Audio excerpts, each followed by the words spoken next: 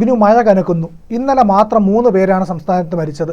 മഴയെ തുടർന്നുണ്ടാകുന്ന അപകടങ്ങൾ വേറെ, രോഗം വർദ്ധിക്കുന്നു, കോവിഡ് കൂടുന്നു, പകർച്ചവ്യാധികൾ വരുന്നു. ഇപ്പോൾ വൈറൽ ഫീവറിൻ്റെ കാലമാണ്. വലിയ രീതിയിലുള്ള രോഗപടർച്ച ഉണ്ടായിരുന്നു. ആശുപത്രികളിൽ OP ടിക്കറ്റിൽ ഗണ്യമായ ഉയർച്ച ഉണ്ടായിരിക്കുന്നു എന്നുള്ളതാണ്.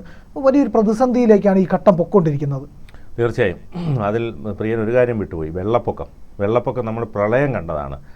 ഇത്തരത്തിൽ മഴ അതിശക്തമായി പോയി കഴിഞ്ഞാൽ പ്രളയത്തിലേക്ക് കടക്കാനുള്ള സാധ്യത അതാണ് ഏറ്റവും. നദികളൊക്കെ കരകവിഞ്ഞൊഴുകുകയാണ്. അതുപോലെ തന്നെ നമ്മൾ അന്ന് MM മണിയെ കുറ്റം പറഞ്ഞിരുന്നു. പക്ഷേ ഇപ്പോഴത്തെ മന്ത്രി അതിലൊന്നും അത്ര എഫിഷ്യൻ്റ് ഒന്നും അല്ല എന്നാണ് മനസ്സിലാക്കുന്നത്. കാരണം ഈ മഴ വരുമ്പോൾ മുൻകരുതൽ എടുക്കേണ്ടതൊന്നും എടുക്കുന്നില്ല. അതോടൊപ്പം തന്നെ നമുക്കറിയാം ജൂൺ ആദ്യ വാരമാണ് ഈ വെള്ളം കൂടുതലായി വരുന്നത്, വൈദ്യുതി കൂടുതലായി എത്തുന്നതും. അപ്പം വൈദ്യുതി ഉൽപ്പാദിപ്പിക്കാൻ ഉള്ള വെള്ളമൊക്കെ എത്തുന്നത്.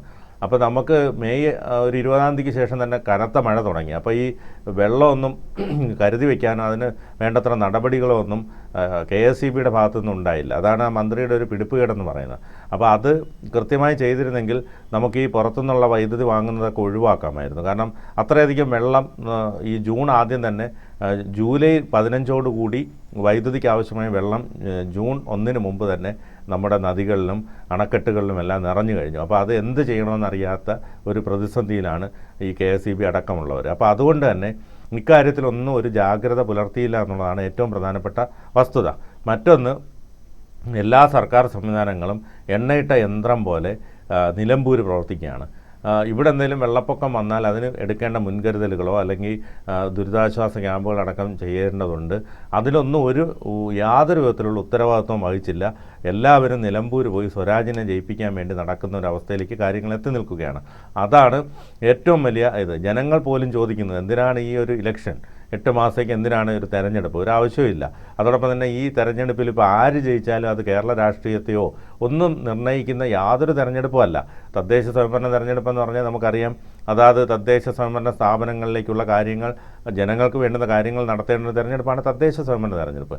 ഇത് ഏതോ ഒരു MLA അൻവറിനെ പോലെ ഒരാൾ എന്തൊക്കെയോ കാട്ടിക്കൂട്ടി പിണറായിക്കെതിരെ എന്തൊക്കെയോ പറഞ്ഞ് ഇറങ്ങിപ്പോകുന്നു. അവസാനം അയാൾ ഒരു ഗതിയും പരഗതിയും ഇല്ലാതെ എങ്ങും ഇല്ലാതെ വന്ന് സ്വതന്ത്രനായിട്ട് മത്സരിക്കേണ്ട വളരെ അപ്രസക്തമായൊരു തെരഞ്ഞെടുപ്പ്. അതിനെ ഇതുപോലെ വലിയ സംഭവമാക്കി മുഖ്യമന്ത്രിയൊക്കെ അവിടെ ക്യാമ്പ് ചെയ്ത് പ്രവർത്തിക്കുന്നു, മറ്റു മന്ത്രിമാരടക്കം ക്യാമ്പ് ചെയ്ത് പ്രവർത്തിക്കുന്നു, പ്രതിപക്ഷ നേതാവും കോൺഗ്രസ് നേതാക്കളും എല്ലാം അവിടെ കിടന്ന് അഭ്യാസം കാണിച്ചുകൊണ്ടിരിക്കുക. ചാനലുകളെല്ലാം അവിടെ മൈക്കും ക്യാമറയുമായി 24 മണിക്കൂർ അവിടെ. എന്തിനാണോ എന്തോ, ഇതൊന്നും യാതൊരു വിധത്തിലും ആർക്കും യാതൊരു വിധത്തിലും ബാധിക്കുന്ന ഒരു തെരഞ്ഞെടുപ്പേ അല്ല. അപ്പോൾ അതുകൊണ്ട് തന്നെ ഇക്കാര്യത്തിൽ ഒരു നിയന്ത്രണം കൊണ്ടുവരേണ്ടതുണ്ട്. കാരണം അത് ഇലക്ഷൻ കമ്മീഷനാണെങ്കിലോ അല്ലെങ്കിൽ ഇതിൻ്റെ തീരുമാനങ്ങൾ എടുക്കുന്ന അധികൃതരാണെങ്കിലോ അല്ലെങ്കിൽ ഈ 1 വർഷത്തേക്ക് മാത്രമാണെങ്കിൽ തിരഞ്ഞെടുപ്പ് ഒഴിവാക്കണമെന്നൊരു ചട്ടമോ എന്തെങ്കിലും കൊണ്ടുവരേണ്ടത് അത്യാവശ്യമാണ്. 6 മാസമെന്നാണ്. അതെ, അത് അത് മാറ്റിക്കൊണ്ട് അത് 1 വർഷത്തേക്ക് നീട്ടുന്നതിനുള്ള നടപടികൾ വൺ ഇന്ത്യ വൺ ഇലക്ഷൻ എന്ന് പറയുന്ന പദ്ധതി കൊണ്ടുവന്നാൽ തന്നെ ഈ ഒരു പരിധിവരെ ഈ പറയുന്ന കാര്യങ്ങളെയൊക്കെ നിയന്ത്രിക്കാൻ കഴിയുമെന്നുള്ളതാണ്. തീർച്ചയായിട്ടും അത് എനിക്ക് തോന്നുന്നു 2034 മറ്റോ കണ്ടേ പ്രാവർത്തികമാകത്തുള്ളതെന്നാണ് മനസ്സിലാക്കാൻ കഴിയുന്നത്. പക്ഷേ അതിനു മുമ്പ് ഈ തരത്തിലുള്ള ഇലക്ഷനും ഇങ്ങനെയുള്ള പൈസ ചിലവാക്കലും എല്ലാവരും പോയി അവിടെ കിടക്കുന്നത് അത് ഒഴിവാക്കണം. ശരിക്കും ജനങ്ങളുടെ വിഷയങ്ങളിലേക്ക് സർക്കാർ സംവിധാനങ്ങൾ മാറണം. എന്തെല്ലാം പ്രശ്നങ്ങളിൽ ജനങ്ങൾ അകപ്പെട്ടിരിക്കുകയാണ്. ഇപ്പോൾ കോവിഡ് സൃഷ്ടിക്കുന്ന പ്രതിസന്ധികൾ, അതോടൊപ്പം തന്നെ വെള്ളം കയറുമ്പോൾ ഓരോ കുടുംബങ്ങൾക്കുണ്ടാകുന്ന ബുദ്ധിമുട്ട്, കടലെടുക്കുമ്പോൾ ഉണ്ടാകുന്ന ബുദ്ധിമുട്ട്, പകർച്ചവ്യാധികൾ പടരുന്നു, ആശുപത്രികളിലൊന്നും ബെഡില്ല. ഇതൊന്നും നോക്കാൻ ആർക്കും സമയമില്ല. ആരോഗ്യമന്ത്രി ഉൾപ്പെടെ നിലമ്പൂർ പോയി കിടക്കും. ഇതിൻ്റെ ആവശ്യം എന്താണെന്നാണ് എല്ലാവരും ചോദിക്കുന്നത്. ഒരു ദുരന്തം ഉണ്ടായിട്ട് വേണോ ഇനി ഇതിനെതിരെ പ്രതികരിക്കാൻ? അതെന്താണ് ആരും ചിന്തിക്കാത്തതെന്ന് മനസ്സിലാക്കുന്നില്ല. ഇത് ജനങ്ങൾ മുഴുവൻ ഇറങ്ങേണ്ട സമയം അതിക്രമിച്ചിരിക്കുന്നു. അതായത് ഞങ്ങൾക്കിവിടെ ഒരു സർക്കാരുണ്ടോ, എന്തിനാണ് എല്ലാവരും നിലമ്പൂർ പോയി കിടക്കുന്നതെന്ന് പറഞ്ഞ് ഒരു പാർട്ടിയുടെയും പിന്തുണയില്ലാതെ ജനങ്ങൾ തെരുവിലേക്ക് ഇറങ്ങണം. അതാണ് വേണ്ടത്. എങ്കിലേ ഇതിനൊക്കെ ഒരു പരിഹാരമുണ്ട്. എനിക്ക് തോന്നുന്നു കേരളത്തിൽ മാത്രമേ ഉള്ളൂ ഈ ഉപതെരഞ്ഞെടുപ്പുകൾക്ക് ഇത്രയധികം പ്രാധാന്യം കൊടുക്കുന്നത്. പ്രിയൻ എന്ത് തോന്നുന്നു? അതായത് ഈ പറയുന്ന രാഷ്ട്രീയ ഉത്തരവാദിത്വം ഇല്ലായ്മയാണ് ഇതിൻ്റെ അകത്ത് ഏറ്റവും വലിയ പ്രശ്നമായിട്ട് വരുന്നത്. ഞാനിത് 3ആയിട്ട് നമ്മളുടെ മഴക്കാല പ്രശ്നങ്ങളെ തിരിക്കാൻ ആഗ്രഹിക്കുന്നുണ്ട്. ഒന്ന്, മഴക്കാലത്തിനോടനുബന്ധിച്ചുണ്ടാകുന്ന പകർച്ചവ്യാധികൾ. ഏറ്റവും വലിയ പ്രശ്നം അതാണ്. കോവിഡിന് ശേഷം നിരന്തരമായിട്ടുണ്ടാകുന്ന പ്രശ്നങ്ങൾ, ആരോഗ്യ പ്രശ്നങ്ങൾ, നമ്മുടെ ജനതയ്ക്കുണ്ടായിരിക്കുന്ന ഒരു ആരോഗ്യരംഗത്തെ ഉണ്ടായിരിക്കുന്ന ഒരു വലിയൊരു പ്രശ്നമുണ്ട്. ഇപ്പം ഞാനടക്കമുള്ള എല്ലാവർക്കും അടിക്കടി വരുന്ന ജലദോഷമായാലും ശരി തന്നെ, ഈ പറയുന്ന പനിയുടെ ലക്ഷണങ്ങൾ, ഈ ഉണ്ടാകുന്ന മറ്റുള്ള ആരോഗ്യ പ്രശ്നങ്ങൾ, ഇതെല്ലാം വരുന്നത് ഈ കോവിഡിന് തുടർച്ചയായിട്ടുണ്ടാകുന്ന പ്രശ്നങ്ങളാണ്. Post Covid health in Kerala എന്ന് പറഞ്ഞൊരു സ്റ്റഡി നടത്തേണ്ടത് അത്യാവശ്യമാണ്. എന്തൊക്കെയാണ് ഇവിടെ സംഭവിച്ചുകൊണ്ടിരിക്കുന്നതിനെ പറ്റിയിട്ട് ഒന്ന് തിരിച്ചറിയാനായിട്ട് അത് സഹായിച്ചേക്കും. ഇവിടെ മഴക്കാലപൂർവ്വ ശുചീകരണം നടത്തേണ്ടതിൻ്റെ പ്രാധാന്യത്തെപ്പറ്റി സർക്കാർ പറയുന്നുണ്ട്. ഞാൻ ഒറ്റ കാര്യം മാത്രം ചോദിക്കട്ടെ ബിനു, നമ്മൾ ഇത്രയും നാളായിട്ട് മഴയെ നേരിടാൻ പഠിച്ചില്ലേ എന്നുള്ളതാണ്. കേരളം മഴയെ നേരിടാൻ പഠിച്ചിട്ടില്ല എന്നുള്ളതാണ്. മാറുന്ന കാലാവസ്ഥയെ നേരിടാൻ പഠിക്കുന്നില്ല എന്നുള്ളതാണ്. വലിയ നമ്പർ 1 കേരളയാണ്, നമ്മളെല്ലാ കാര്യത്തിനകത്തും ഒന്നാമതായിക്കൊണ്ടിരിക്കുന്നത്. പക്ഷേ ഇവിടെയാണ് നമ്മളുടെ വീഴ്ച സംഭവിച്ചുകൊണ്ടിരിക്കുന്നത്. നമുക്കൊരു മഴയെ പോലും ഇത് ഹാൻഡിൽ ചെയ്യാൻ കഴിയുന്നില്ല എന്നുള്ളത്, കൈകാര്യം ചെയ്യാൻ കഴിയുന്നില്ല എന്നുള്ളതാണ്. അപ്പോൾ വിവേകശാലിയായ മനുഷ്യൻ ഈ പ്രശ്നങ്ങളെല്ലാം പരിഹരിച്ച് നമ്മളുടെ റോഡുകളുടെ അവസ്ഥ, ഞാനിന്ന് ഒരു കാര്യം ആലോചിക്കായിരുന്നു. എറണാകുളത്തിനും ഈ കൊച്ചിയുടെ തീരത്തിനും ഇടയ്ക്ക് കിടക്കുന്ന ഈ വലിയ പ്രദേശമുണ്ടല്ലോ, ഇവിടെ ആകെ വൃത്തിഹീനമായ ഒരു അന്തരീക്ഷമല്ലേ ഉള്ളത്. റോഡിൻ്റെ വശങ്ങളിൽ വെള്ളം കെട്ടിക്കിടക്കുന്ന അവസ്ഥയില്ലേ, ഇല്ലെങ്കിൽ റോഡിൻ്റെ പല ഭാഗത്തും വെള്ളം നിറഞ്ഞു കിടക്കുന്നില്ലേ. മെട്രോയിൽ നിന്നടക്കം, മെട്രോയുടെ പില്ലറുകളിൽ നിന്നടക്കം വീഴുന്ന വെള്ളം എങ്ങോട്ടാണ് ഒഴുകി പോകേണ്ടത്? ഈ ഒഴുകി പോകാനുള്ള സംവിധാനങ്ങൾ എന്തുകൊണ്ട് നേരെ ചൊവ്വേ നടപ്പിലാക്കാൻ കഴിയുന്നില്ല?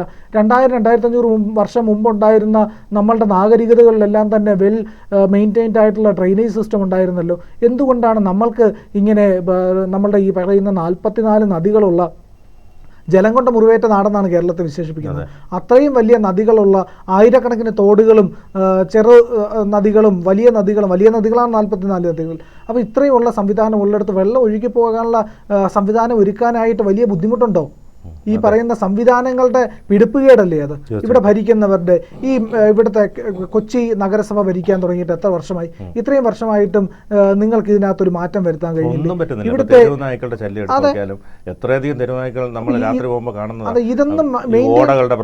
ഇതൊന്നും മെയിൻറ്റെയിൻ ചെയ്യാൻ കഴിയുന്നില്ല. പോകുന്ന വിധത്തിലാണ് ഓടകളൊക്കെ ചെയ്തു വെച്ചിരിക്കുന്നത്. കാരണം ഒരാൾ നടന്നു പോകുമ്പോൾ ശ്രദ്ധിച്ച് ഫോണിലോ മറ്റോ ശ്രദ്ധിച്ചു പോയി കഴിഞ്ഞാൽ അതിനകത്ത് വീണ അപ്പോഴേ ചത്തുപോകും.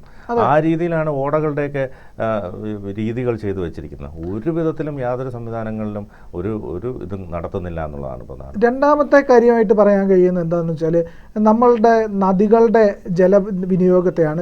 ഈ പറയുന്ന നദികളും ഡാമുകളും ഉണ്ട്. ഈ 44 നദികളിലായിട്ട് എത്രയേറെ ഡാമുകളാണ് നമുക്കുള്ളത്. ഈ ഡാമുകളുടെ സംഭരണ ശേഷിയിൽ വലിയ കുറവ് വന്നിട്ടുണ്ട്.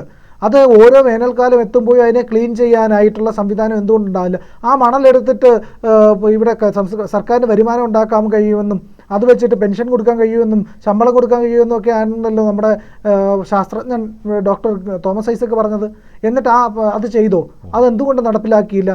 വെള്ളം വറ്റി കടുത്ത വേനലും കടുത്ത മഴയും വെള്ളപ്പൊക്കവും ഈ പറയുന്ന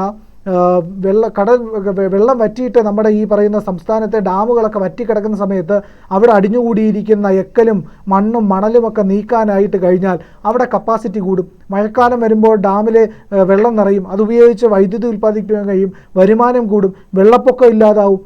ആവശ്യത്തിനുള്ള വെള്ളത്തിൻ്റെ ഉപയോഗം നടത്താൻ കഴിയും. അപ്പോൾ ഇത്തരത്തിലൊക്കെ വിവേകശാലിയായ മനുഷ്യൻ്റെ ആ വിവേകം നേരെ ചൊവ്വേ ഉപയോഗിക്കാൻ കഴിഞ്ഞാൽ തന്നെ പ്രശ്നങ്ങൾക്ക് പരിഹാരം ഉണ്ടാക്കാൻ കഴിയുമല്ലോ. അപ്പോൾ ഒരു മഴ ഉണ്ടായിക്കഴിഞ്ഞാൽ ആ കാര്യത്തെ നേരിടാൻ, രോഗം വരാതെ ശ്രദ്ധിക്കാൻ, മഴവെള്ളം ഒഴുകി പോകാനുള്ള ശുചിത്വം പാലിക്കാൻ, ഈ പറയുന്ന ഡാമുകളുടെ ക്രമീകരണം നടത്താൻ, വെള്ളപ്പൊക്കം ഇല്ലാതിരിക്കാനൊക്കെ ആയിട്ട് നമ്മുടെ റൂം ഫോർ റിവർ എന്ന് പറയുന്ന പദ്ധതിയൊക്കെ പിണറായി വിജയൻ വിദേശത്ത് പോയി പഠിച്ചിട്ട് വന്നിട്ട് എന്തേ നടപ്പിലാക്കാത്തത്? ഈ ഡാമുകൾ മാത്രം വൃത്തിയാക്കി എടുത്താൽ തന്നെ വെള്ളപ്പൊക്കത്തിൻ്റെ പ്രശ്നം പരിഹരിക്കാൻ കഴിയും. അപ്പോൾ നമ്മളൊരു മാനേജ് ചെയ്യാനുള്ള ഒരു കപ്പാസിറ്റി ഉണ്ടാക്കിയെടുത്താൽ ഇവിടുത്തെ പ്രശ്നങ്ങൾ പരിഹരിക്കാം. സംസ്ഥാനം അതിനാണ് ശ്രദ്ധ കൊടുക്കേണ്ടത്. ഇവിടെ ആ കാര്യത്തിനകത്ത് വലിയ പിന്നാക്കാവസ്ഥയാണ് നിലനിൽക്കുന്നത്. ശരിയല്ലേ? തീർച്ചയായിട്ടും. കൂടുതൽ വാർത്തകളും വിശേഷങ്ങളും നിങ്ങളിലേക്ക് എത്താൻ ABC മലയാളം സബ്സ്ക്രൈബ് ചെയ്യുക, ബെൽ ബട്ടണും അമർത്തുക.